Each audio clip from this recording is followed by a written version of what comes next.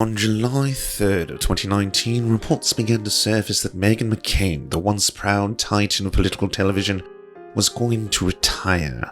Surely a decision of this grandeur and scale is not made without a heavy heart, blissfully aware of the significant contribution she made not only to the public discourse, but the very zeitgeist of society itself. It seemed the pressure of constantly having to steer humanity itself away from the shores of destruction was weighing too heavy on God's chosen daughter, and now she would re-enter civilian life again. Meghan will be remembered most fondly for her uncanny ability to take credit for the suffering and accomplishments of others. Due to this power, she was a veteran of nearly every war, and was also the second coming of Jesus Christ himself. After all, Jesus was the King of the Jews. But let us not speak for her. Let us remember her best by examining the greatest moments of her life and letting words speak for themselves, as words are known to do.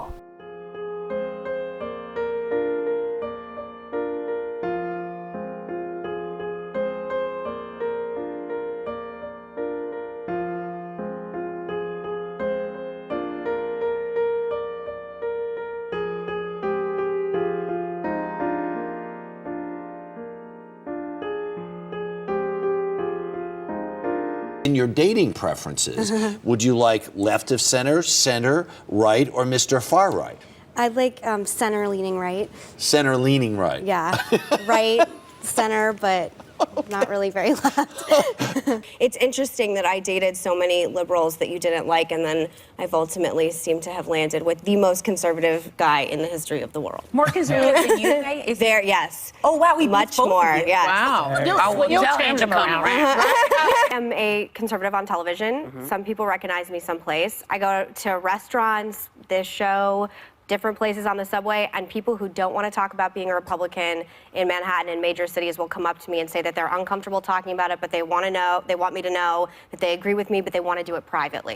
This is the ultimate breakdown of democracy and the humor and levity surrounding it on both sides. And by the way, I would like to say that there's a quote that just came out. Wait. Let's not talk about both sides. Can I please finish? Well, no. Let's not talk about both sides. I Let's talk about what's happening today. And the dossier. Hillary Clinton is not the president, and Hillary Clinton wasn't just indicted.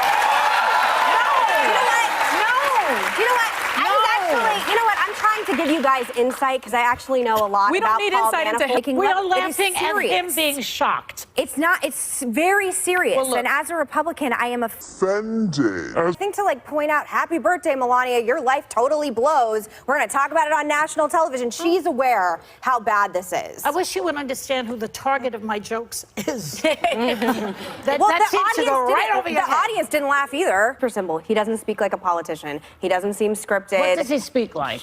I think he speaks like the average American who is sick of being told what to do. I mean, the analysis of Donald Trump's language. A man named John McCain. And if you want that to tell you about, should I or not? Yes? Yes? So I have to be honest, I've never liked him much. Hasn't been for me. And I gave him the kind of funeral that he wanted, which as president, I had to approve. I don't care about this. I didn't get thank you. That's okay. We sent him on the way, but I wasn't a fan of John McCain. So now what we could say is, now we're all set. I don't think I have to answer that question, but the press keeps, what do you think of McCain? What do you think? Not my kind of guy. I think he speaks like the average. Do you have a non-disclosure agreement? Do I? You can't say whether you have a non-disclosure agreement, but if you didn't have a non-disclosure agreement, you most certainly could say, I don't have a non-disclosure agreement. Yes? You're so smart, Jimmy. Thank you very much. I consider myself a semi-intelligent person. I have no idea what she's saying in that clip. I don't know if she had an affair or not. I have no idea. Happy birthday, Melania. I know. That was necessary. Come on. That's so mean. What was mean about it? Because What was as we mean have said- about it, Megan? because Tell me what was mean. You think that was appropriate? Yesterday we all talked about how we collectively like Melania. And I this do has like to be a her. hard thing. So you're making fun of her pain. I'm not making fun of her. You are. You You never are, you know and that what? is just what you know just what? did. You have no sense of humor. That's your please, problem. it's not that I don't have a sense of humor. It's because I feel bad for our first lady. Journalists and political commentators This one is do. too. Would you This say one that- is But too. you Are you a just said- journalist? I You consider just- myself. I have a journalism degree. I was just asking. I consider my Investigation. Trey Gowdy And is you know stepping it. down. He's not going to be in office anymore. He's I not wish he worried would about step anything. down. He is. You got your wish. Yeah.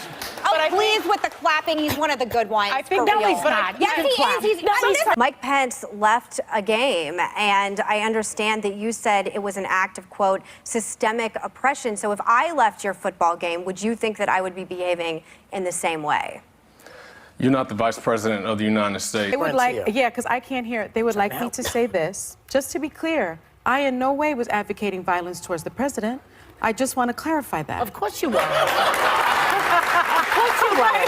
Of course not. No. Because in this day and age, Well, you can't everything say is that. you. You said take him. You said take. Why hasn't It someone can taken be- him out yeah. back? That's a threat to our president. Yeah.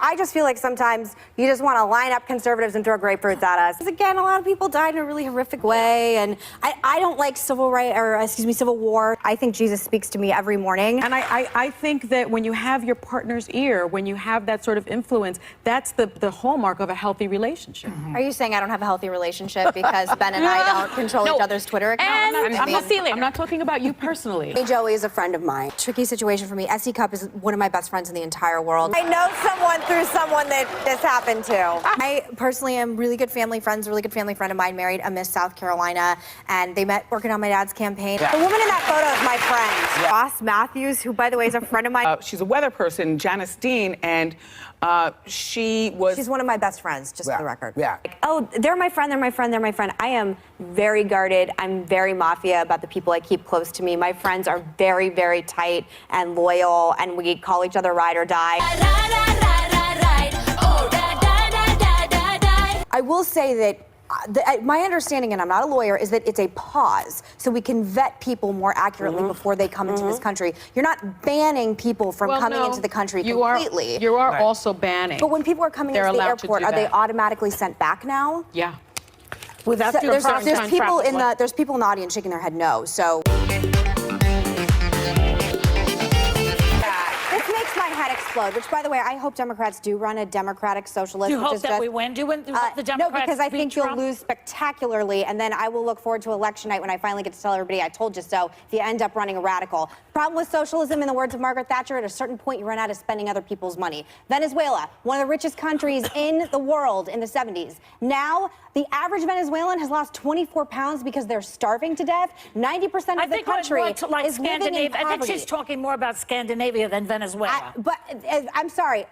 This is what I need from her. Name one country that socialism has ever worked, and also every democratic socialist who is going on TV saying that it's good needs to start paying 90% in taxes. Iceland. On your tax form. No, on your tax form.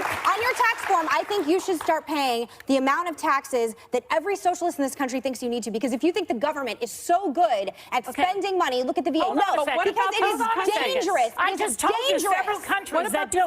But I'm sorry. Hold on a minute. I don't like. I do want to establish the timeline. Differences in Israeli policy without getting framed as anti-Semitic language.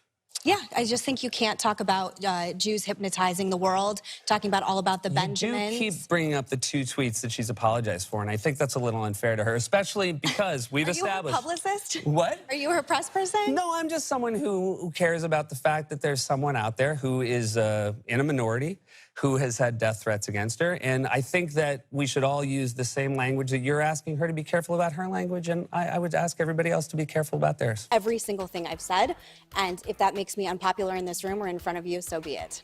Well, I don't... See, that's a weird thing that you would take the position of trying to be unpopular. Here I am trying to, find the common ground on this, because I do think I think we could both agree... Were you bothered by her language about 9/11? I thought it was taken out of context, and I think if you watch that whole Would you speech, give President Trump the same leverage if he had said the same thing? Well, I would say that Donald Trump is certainly in no position to criticize her language on 9/11 based on the things that he said about 9/11, right? I would go so far as to say I probably verge on being a Zionist as well.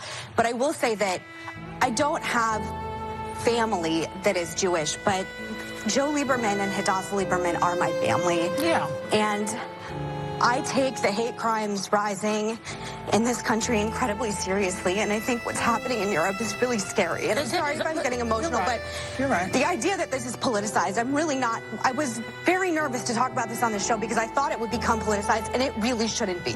On both sides, it should be called out. And just because I don't technically have Jewish family that are blood related to me, it doesn't mean I don't take this as seriously, and it is very dangerous.